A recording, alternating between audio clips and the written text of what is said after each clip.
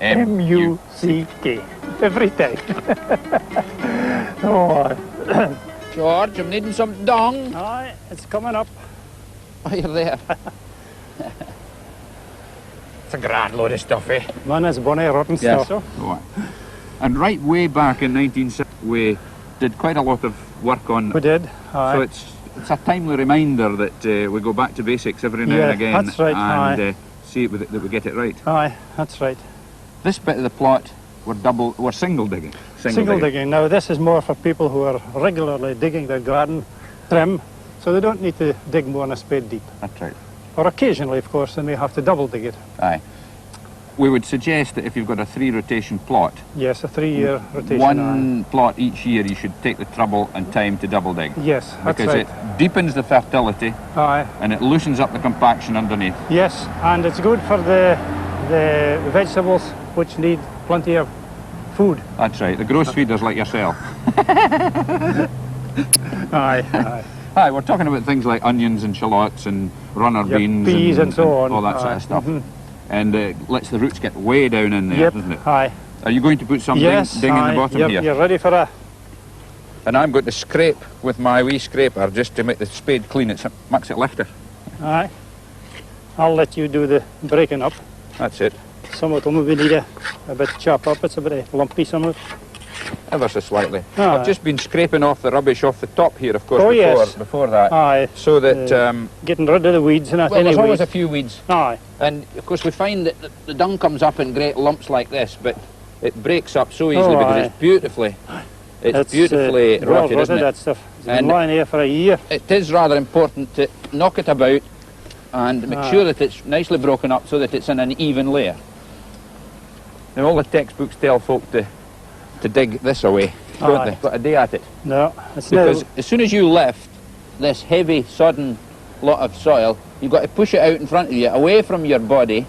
The centre of gravity moves. Sore in the back. That's a good, you know. Aye. It moves and it's sore in the back.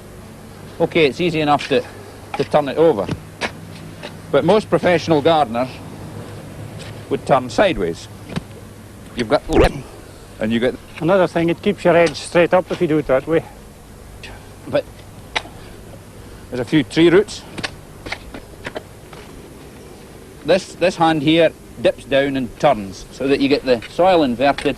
Stuff from the bottom of the trench comes up on the top, and the other stuff's underneath. Well, that's your trench wall muck, Jim, so I'll leave you to it. Thank you. By the time you get finished, you'll be quite a good hand to dig in, I think. That's a bit of chick, I'll tell you. That's not a bad bit of digging. Fine and even. Not bad.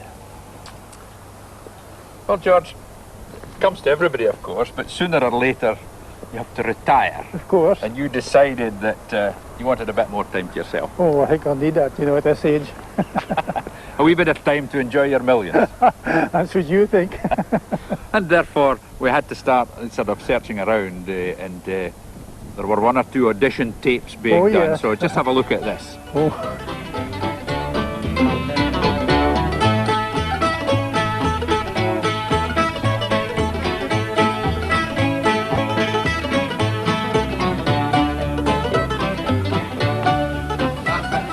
Hello again. Hello there, right. Beechgrove Garden. It's the Beechgrove Garden, all right. Which comes to you from our own special greenhouse here at Television Centre. For the Television Centre, right. All right. We were going to hear a visit to Dingwall, were we no, Jim? Aye, we were. We kind of planned to go to Dingwall, but then again, who the hell wants to be in Dingwall on New Year's Eve, eh? Here we are. That's where we are. We're here. We're here, and we're in the middle of winter, aren't we? Oh, actually, we're in the middle of something, aye. And it's not there here. They keep switching about here. And it's not ideal weather for gardeners, is it? It's not ideal weather for where are we now? Oh, we're here. Oh, yes. It's not ideal weather for gardeners, no. What's your time of the year?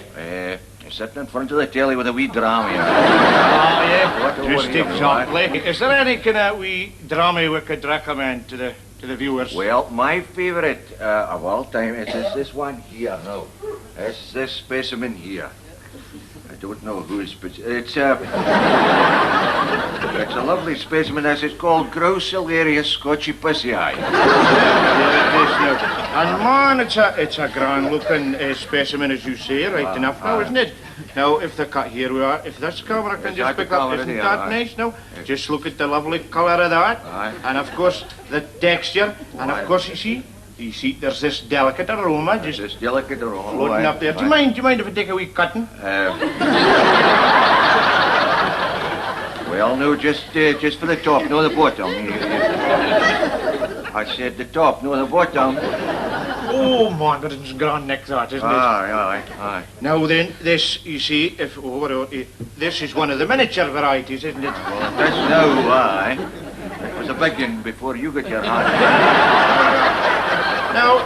Now, there's a very important bit here. There's a lot of the viewers, and a great many viewers, can't get theirs just to taste like that. No, well, the problem would probably be overwatering. Just exactly, you see, and that's wrong, you see, isn't it? Oh, it's a bloody crime, aye. Overwater. No, you see, you should just take it here, like that, just take it in the hand, and let it swell round gently before planting it right down. There it goes, isn't that marvellous? Now, of course, to be on the safe side, of course, you've got to space them out well.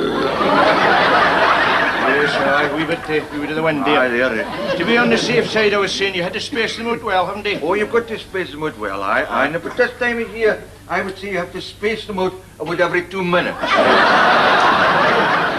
And for how long would you think, George? Oh, until maybe you're flat out in the bed, Has all been very interesting, hasn't it? Oh, well, that makes a change, that. Yes. Now, just finally before we go, George, Just finally before we've had a letter. No. We have. Yes, we've had a letter from the viewer. Oh, that was awful nice of him to write. What's he writing about? Well, he's awful keen just to find out just exactly what's the best kind of garden tool to cut a privet hedge. Oh, that's an easy one. Shears. Oh, just Well, now that you've dried your tears, I believe that's the first time you've seen that, is it? Aye, it is, and it's dash good, isn't it? I don't know what kind of gardeners they would make, really, but by Jove, they were half good at sinking them, weren't Very they? good they were. That was a lovely wee interlude. But, George, don't go away. Want to see you later, Aye, because if you've got your shears with you, we might just have a wee bit of celebration. Okay, we'll see you later, Jim. Rightio.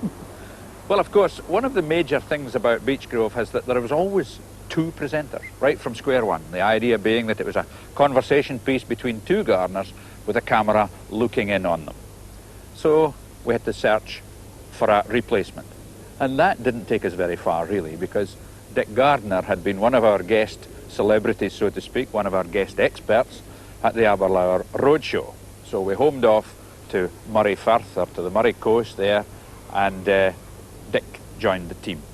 Now, he is a head gardener of a private estate garden up there, and he doesn't have a lot of help, so he's always looking for ways and means to save labour. And one of the things that he brought to Beechgrove, which certainly does that, was the use of black polythene. What we're here for today mainly is to compare the plants that have been growing in the open, planted out in the open ground here, as against the ones that are growing in the polythene. Now, the same in this case because they were both raised under glass and, as seedlings and potted up and put into cold frame to harden off. And I think we can see that the ones under the polythene are beginning to come a little bit ahead and grow a little bit ahead of the ones out in the open. And as you can see too, the weeding element is far less. We've been watering these during the dry spell, and these have had no water at all. So consequently, the moisture that we're gaining for this onions is coming up from underneath the polythene. Another of Dick's great enthusiasms was for flower shows and vegetable shows, helping the local society and helping the local people to present their produce for showing and for judging. And right through his period with us, we got little references to it and some of the wee wrinkles of how best to attract the judge's eye, how to present the various bits of produce. And we have a nice little bit here where Dick is showing just how you should present soft fruit for the show judges. Payman, what do you think you're up to? Oh my gosh. You're having a look at the red currants. I'm now at the red currants. This variety Great Lakes is super. And as Yes. I'm picking, Jim, I'm looking out for bunches that would be suitable really to put on a show bench. Yes. Because I think it is essential that most of us keep up our flower shows, our local flower shows. Yes. And people don't know generally how, they don't know how to present stuff. You keep them on the string. Keep them on a string, yes. And they're you're shown on after a plate. size. Yes. And they'll generally tell you maybe 12, 15 strings of red currants. Yes, yes. And what's the judge looking for? He's looking for actual ripeness in the whole string. Uniformity. Size essential. Yes, and that lovely gloss on them. And you try and keep the bloom on them as Yes, much as you can, you know. Does the same apply to black currants? No, black currants I'll take this out your road. Black currants are different again, Jim. Uh-huh. Look, we haven't got quite the same crop on the black currants. I think they maybe suffered because of the drier time we've had. The drier spell, yes. Yes. But no, here again you would select your black currant that you're going to pick. And I generally, notice that's singular. Singular, yes. So you don't present them the same way. They're not in a string, you see, because Right. you very rarely get them all ripe at the same time. Okay. And the biggest ones are generally at the back So of you're the going. stem, of the string. You're going for that in by your. By my cranny here. Nah. And if you hold your hand under it, Well, I'll clip it off. what was that? And Was that your stave cracker? sounds like it. You nearly ruined a good shoe black currant there, Jim. And you didn't rub it with your thumb. You try and keep the bloom on it, you Yes. see again. Yes. And they should be shown on a plate. And generally what we do is use our own leaves around them because it gives Of a course. nice... Yes, a nice a contrast. nice contrast Well, how to the much green. trimming do you do to that? Do you take off the wee withered flower and the stalk? You leave the withered flower and you leave the stem and you present them all as uniform in size as you can. Very often you'll find it's an imperial pint, but go by your schedule. Because that's the only thing the judge has to go by. And from about 3 years ago, we have the man himself. Hello, Dick. Hello, Jim. How's things going with you? Not too bad. You're looking well. Well, I'm sobering on, you know. Tell me, what's the season been like on the Murray Coast? Just about as bad as this year, Jim. Very, very wet. Uh-huh. Late in getting things in, but obviously, see, we're trying to get potatoes about the 17th of May. Right. But unfortunately, I don't think. Maybe a week later this year.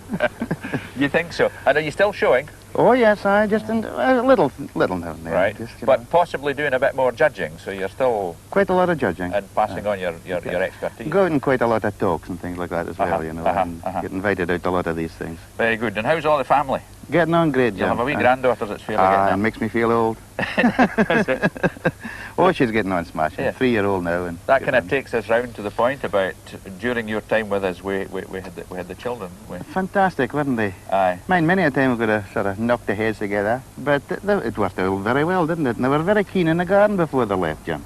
That's right. You know, Of course, that's what we were really trying to That's get. right.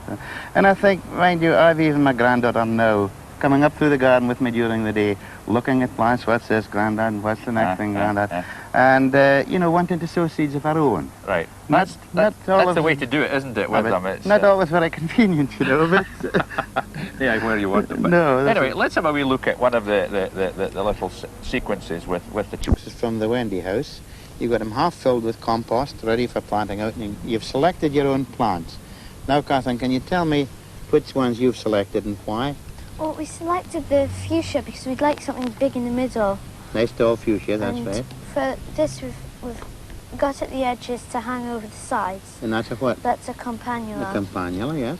And alongside the campanula, two Lobelias. lobelias. You know the variety? Cascading lobelia. Cascade, And that their means colour's ruby cascade. That's right, it And goes they'll right hang down the over edge.